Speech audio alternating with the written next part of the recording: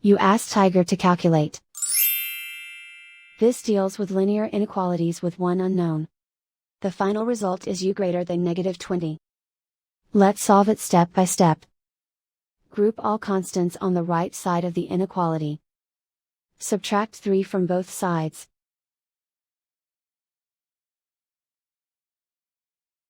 Group like terms.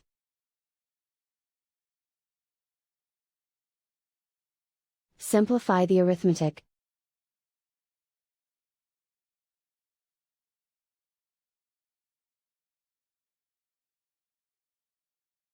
Isolate the u.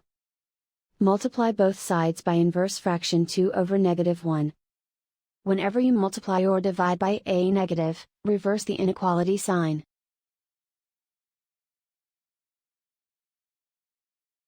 Group like terms.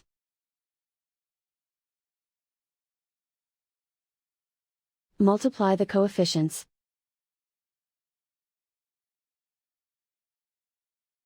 Simplify the arithmetic.